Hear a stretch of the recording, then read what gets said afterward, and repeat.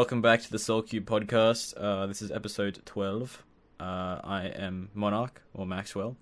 I'm joined here with my good friend, Dash. Oi, howdy. Yep. And we're missing. We're missing a Moz this week.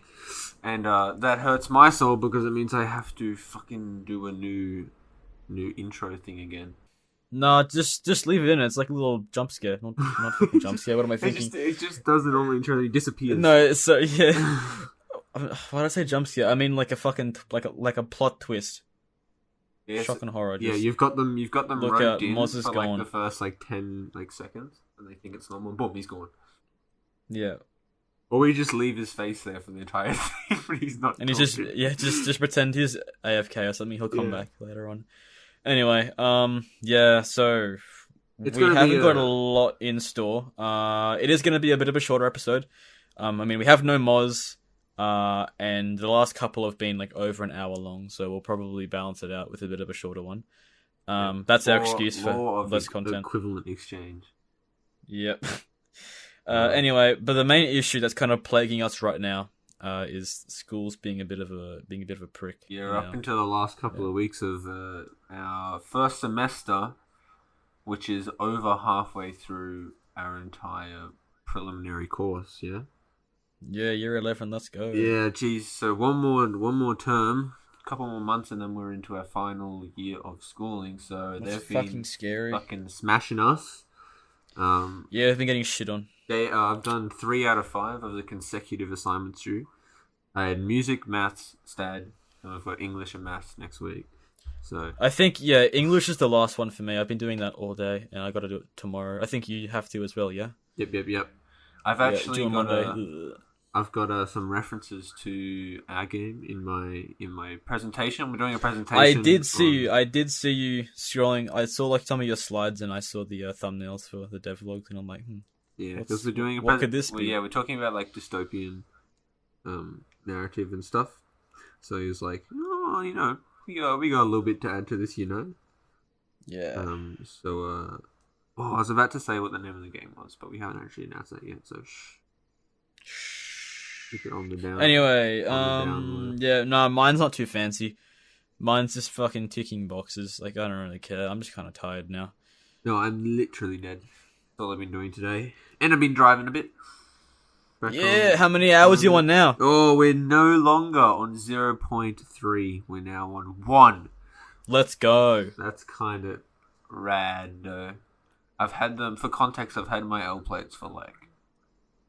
Oh, what month is it? 6th month, and we're nearly in the 7th month. Holy shit.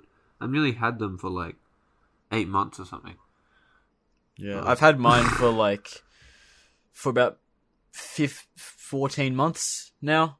I've been a bit slack, but I've been busy as fuck with school and Soulcube. Yeah.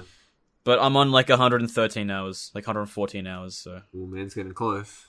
Man's getting close. I just have to do. Actually, no, I'll be more than that, because I just need to get like 6.5 more night hours, and I'm done. I've smashed out more than required day hours. Crazy. Yeah. So whipping it very soon. Cool.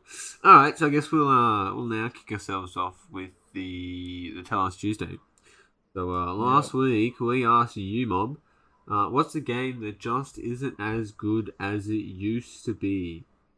Maxwell, do you have anything, or do you want me to kick us off? Maybe you can go first. Okay, I frantically scroll through my Steam list. I mean, what? I was going through the Instagram responses, and I saw. I was like, "Damn, that's true." RoboCraft, bro, legit. That was at the legit shit when I was in grade 4 or 5. I was 5. I remember discovering it in grade 5 because I took a day off school when I was sick, and I was like, "Oh, Steam, free to play game," because I have no money. No, I vividly remember the Good Game Spawn Point episode on it. Wait, they had an episode on that shit? Yeah, that's how I found it. Oh, damn. I didn't even know. And then I was like, "Damn, this is kind of epic." And I used to play it with like a couple of my teammates. And then it kind of sort of died. And then I tried downloading it about a few months ago. I couldn't even fucking get on. I had to sign up to like a different like client, right? Really? Just to fucking play the goddamn game. And then once I got on, I had to launch it like 3 different times because it just wouldn't connect to the fucking service. And then once I did get on, it just wasn't working. I couldn't fucking make myself a goddamn robot. I was like, man, Oh, no. this was literally the biggest waste of time ever. That's And just a now, shit and go, now to to be honest. hide it from myself, I've literally changed the cover art to your Android picture, so I don't have to. Oh, really? Wait, yeah. you can change cover art? Yeah, do you know that? It's a No. custom artwork for all the things. What? Well, you learn something new every day. I mean, to be fair, I don't really play much with the Steam client, so... Yeah. Anyway, I will do it now. Let's see, games that aren't as good as the... Yeah, I was gonna say Robocraft. I remember that game being the shit, until they changed like a lot of the progression systems, and it just kind of became weird. I had one before, but I just fucking forgot it because I didn't write it down because I thought I'd be fine. But yeah, that was very smart of me. Well, epic, good job. I guess you could say if you wanted to kind of get a bit broad, you could say that the Call of Duty franchise isn't as good as it used to be. Because I mean, but that's kind of like an opinion. But I mean, it's quite a popular opinion, I guess. It's kind of like a meta, how, you know, everyone loves the good old games, you know, like Black Ops 1 and all that kind of shit. Yeah, back in the original games, way better. Yeah. It's always people don't like change regardless of whether it's good or not. Yeah, I mean, so also to differentiate. to be fair, the hardcore COD community, like you just can't satisfy them. I feel bad for whoever's developing the newest game. Yeah. But yeah, like I guess times change, and you know. But anyway. Yeah. I don't know. I feel like how it be. I guess I could take it in like a game that isn't as good as it used to be. Not just because the game has changed at all, but because like we've matured. Yeah. Games that, you know, you would have played as a kid, like, fuck, this is so good. But then really is now just, you look at it now and it's just like, yeah, no, it probably wasn't actually that good. No, like all the games that I played when I was a kid, right? I remember the graphics being like fucking insane, right? Yeah. I go back and it's like blocks. Yeah, Ratchet and Clank Like, 3 I remember playing... looks like trash. Like, it looks... Yeah, dude. Yeah, all the shit that I remember playing, like when you look back on it now, it just looks awful. I think It's like pretty funny. I had like I enjoyed Starbound like heaps more when I was younger. Like I've been trying to play it lately, but I just don't have the time to commit into like one fucking save file. Yeah, It's you're like right.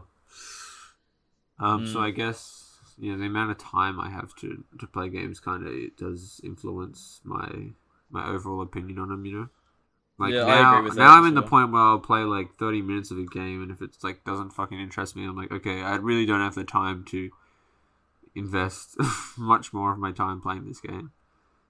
Like I rarely have games that are over like 10 hours. Yeah. I that's true. I agree as well. I only Like, have 1, 2, 3, 4, 5, 6. Wait, one. Wait, fuck, let me just count it. 1, 2, 3, 4, 5, 6, 7, 8, 9, 10, 11, 12, 13, 14, 15. I only have 15 games that are over 10 hours on Steam. damn. And one of those is fucking Soda Dungeon. Have you played Soda Dungeon before? I have not played Soda Dungeon, Oh, no. it's just sort of like an idle, like, clicker game. Oh, cool. I don't know why. Actually, I think I've heard of it. Yeah, I don't know why I have 12 hours on it. I think I might have a couple of idle clicker games on my list on Steam for I don't know what reasons. But anyway, yeah. Yeah, I guess like back to what you were saying about the amount of time that you can put into games kind of determines like how well you can enjoy them and stuff. I guess that was like one of the reasons why I lost interest in like a lot of competitive shooters, and for me that's why they're not as enjoyable as much anymore. It's because they can't like keep up with the meta and shit. But then also like especially when games make drastic changes in its direction, and I'm kind of used to, you know, what way it was going and like how it was played, and like obviously you wouldn't you wouldn't like some of the drastic changes if you're a fan of how it was in the first place. So yeah, that's it's why kind of like I've how lost a lot I of haven't competitive played. shooters. I haven't played Rocket League in like about a year, and I've actually wanted to have like give it a go again, like because I assume it. When I stopped playing, I was like, it was around the time like maybe a few months before Epic bought it. Actually, no, Oh yeah. it was way before that. I think. Actually, I don't know, but it was ages ago, right? And I was like, I always tell myself I'd get back into it when it went free to play. But it's been like fucking like 6 months since that. I've been Yeah. so I literally haven't touched it. But I want to get back into that. But when I stopped, I just was like, I don't have the time to fucking sit in Rocket League training for an hour a day, just learning how to hit a virtual ball with these virtual cars.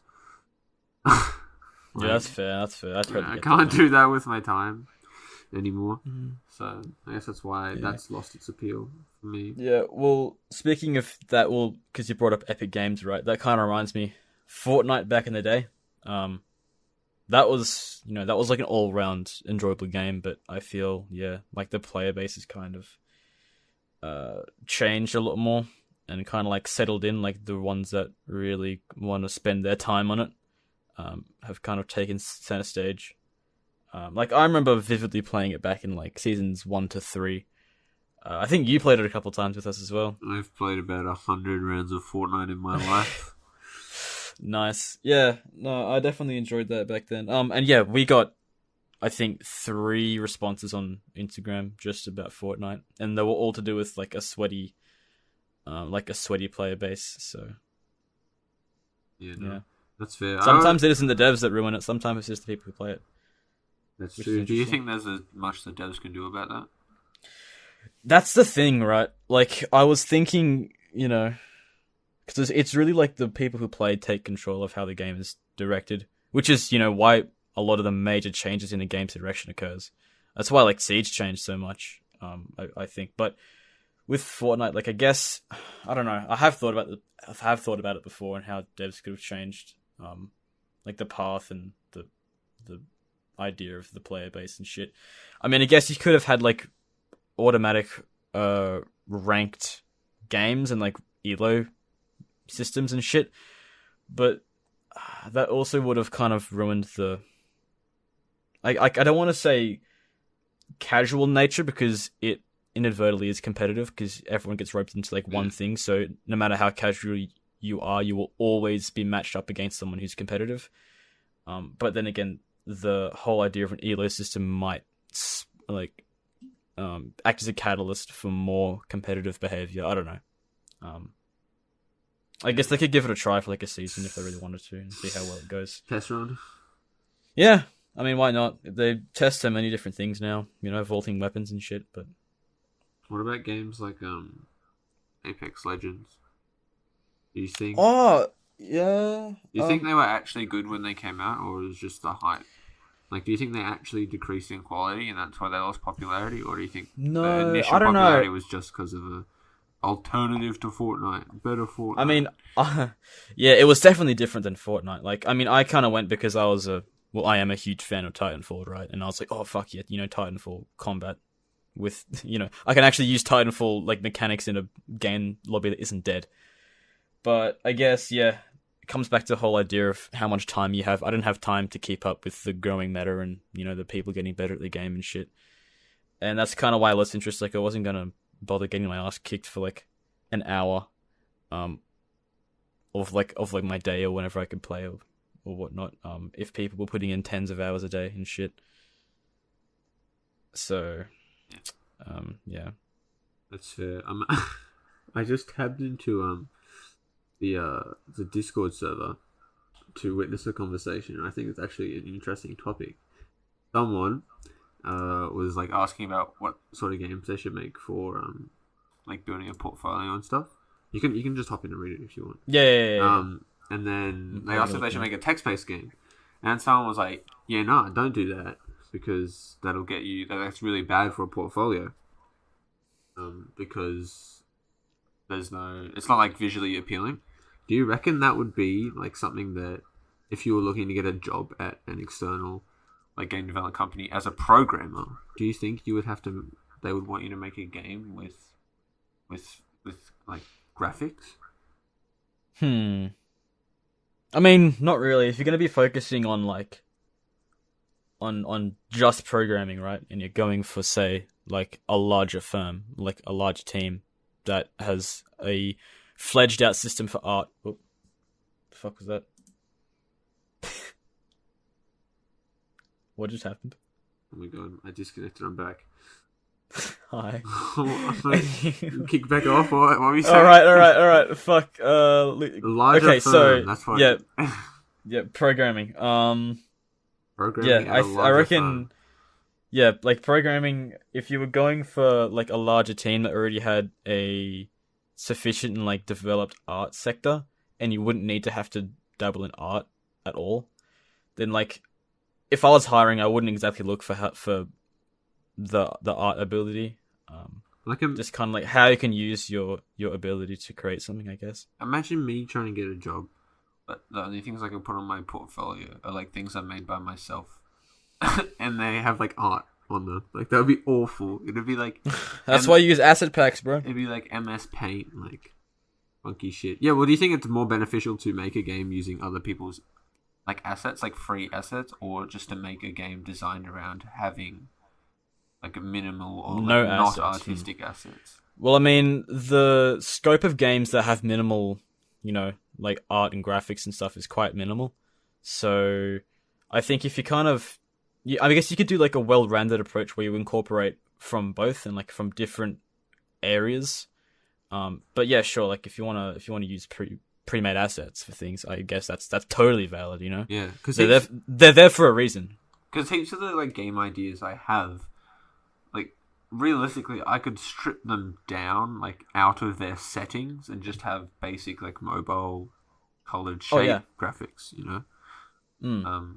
So I guess you could do that, but I don't think if you're just looking for a programming job, I doubt that. Like, you'd need to have that skill. If I was hiring a programmer, I wouldn't look for art ability at all.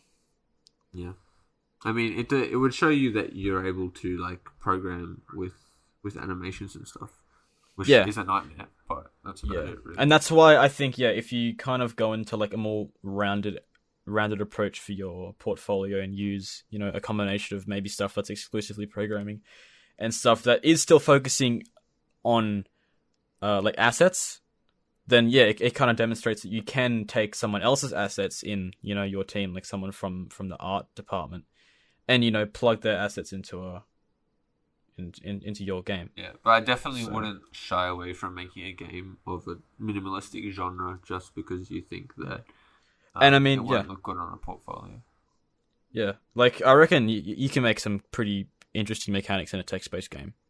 Yeah. And I guess it also shows, like, if you really go out of your way to create a cool text-based game that has really interesting, features and like design elements and stuff, then I reckon it would show a possible employer that, you are creative and think outside the box and like innovate and shit. Yeah, I agree. Yeah. All right. Do we move on to the questions now? Sure thing. All right. We got actually we got two questions from. Oh, really? Yeah. One of them. The second one. One of them. The second one was like right in front of the first one. Oh. So the first one was just someone on the server asking what the fucking the line roll they had was. And I've explained this like a million times. Because people always ask. I need to put it like somewhere where I can just like, or like pin a message and just be like check pin messages. But that's just a line. It's the same color as the previous event winner roll. So if you put 2 and 2 together, if you look at the other previous event winners, depending on how much, vertices, sides, that whatever the geometric shape that the roll is, that's how many events you've previously won. Yeah. So you've got some people who are like up to fucking triangles. I've literally won like 3 events or whatever. I just think there's people who are up to squares.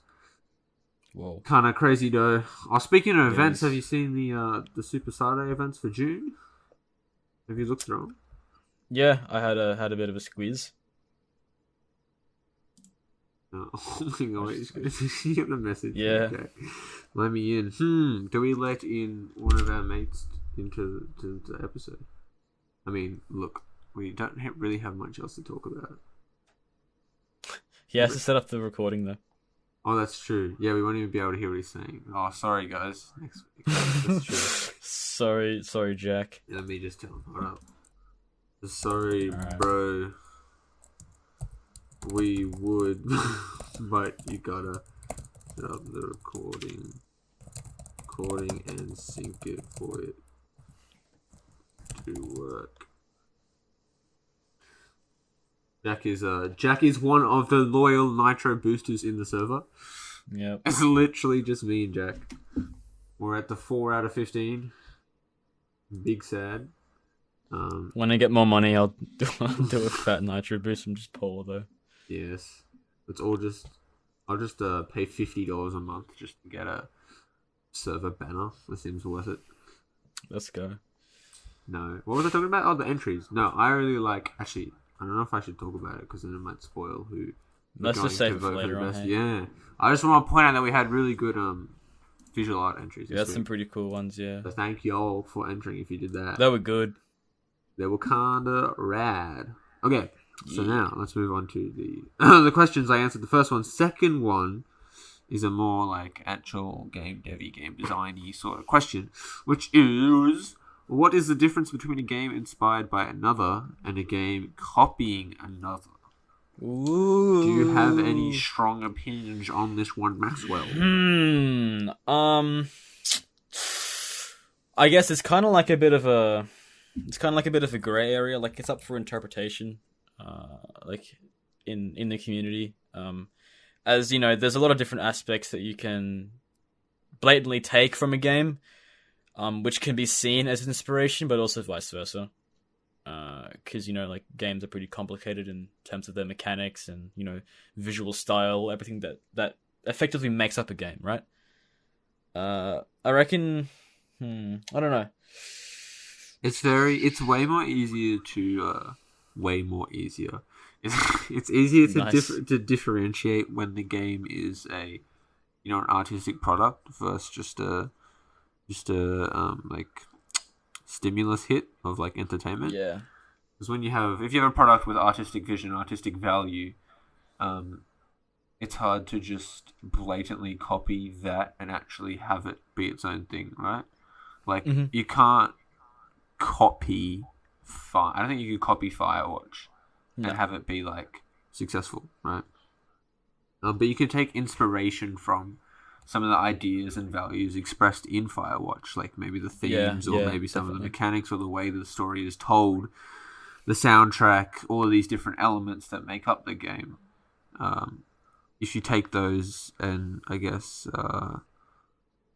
interpret them or reimagine them in your own artistic product, then that's not copying, right? Then that's, I agree. Taking it as inspiration. There's varying levels, right? There's you have adaptations and appropriations of texts, right?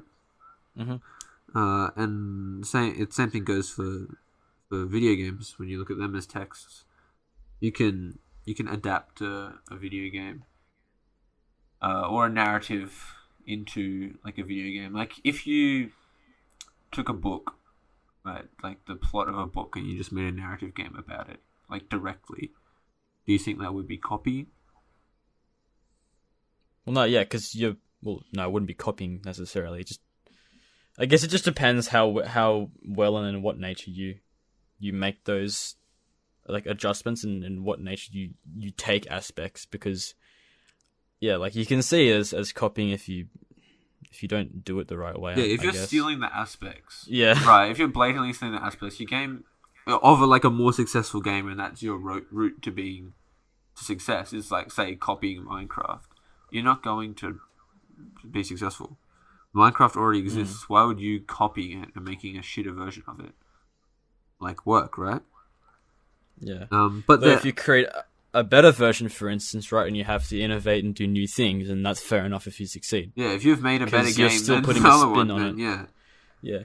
No, like I reckon, I guess you could say that inspiration could be taking the same kind of like idea and making your own expression, but copying would be taking the idea and the expression of the idea and replicating it, right? Just duplicating, yeah. Control C, Control V. But then again, also, like, I guess you can see, especially like genres and emerging genres, how that can kind of be like a bit of a grey area. Like, I remember when Fortnite first kind of popped up. Yes, we're talking about Fortnite again. I'm sorry. Double Fortnite episode. But when Fortnite first popped up, I remember people going fucking nuts because PUBG was, in the limelight. And then Epic Games rocks up. Because Fortnite wasn't intended to be solely and primarily a Battle Royale title. It was actually a PvE, like, kind of story-driven game. Yeah, right? I literally had a magazine it was like an RPG. when I was like, I don't know, like 12 or something, or 11. Like that had like an article on like the beta of like the PvE Fortnite. Yeah, no, I remember watching a fucking demo from Epic Games back in like 2014 about the original Fortnite, and I was like, this looks fucking sick. And then I was shocked because the Battle Royale came out, and I'm like, what's this? And it took them like basically like barely any time to make, because they just had to kind of set up the servers and do the, because they already had like a stable game, and they just kind of slapped it on top. And then everyone's like, oh, this is cool, free to play, ooh, very nice. And then I guess you had a lot of people who saw it as a copy, because you could see a lot of parallels. But I mean, if you kind of look at Battle Royale as a genre, it's doing the same thing that, say, Battlefield and like Call of Duty have done, right? And you wouldn't consider those games as copies of each other. Like, they're very different. But if you kind of look into the nitty-gritties and, ideas of the genre, sure, they can be seen as copies. Yeah. I guess. It's like I don't think if like something copied something, that's like, oh, that's not worth anything anymore. Like, if you copy an aspect of a game, it's not worth anything. It's like if you add a battle pass to your game, it's you're copying an idea. It doesn't make it like shitter, right? It's like, well, when Moz was talking about battle pass a few weeks ago, he said it like lowers the textual integrity of a product, which I think is a fair enough opinion, right? That's definitely clean enough. It's like Hollow Knight and Ori and the Blind Forest 2. They both have a charm system, and obviously Ori 2 came out a fair bit after Hollow Knight. Yeah. And there was a bit of controversy because the Ori 2 devs said that they said a bunch of random stuff that like conflicted with each other. They said that it wasn't influenced by Hollow Knight. I also think they said the Hollow Knight was like, hold on, I need to actually look this up. Ori devs. Fact checking here. Oh, yeah, I need to hold on. I don't want to shit talk the Ori devs without actually knowing what they said. That's fair enough. But I think they said something like against Hollow Knight, saying that they like wouldn't copy it or whatever. Then they also had another thing where they hold on, where is it? In Ori, you get a new ability every 20 to 25 minutes, and you also had the ability tree. Here, the charms don't really add all that much to the gameplay itself, and it takes forever. Yeah, so they like insult the charm system of of Hollow Knight, and then they end up adding it in their sequel game.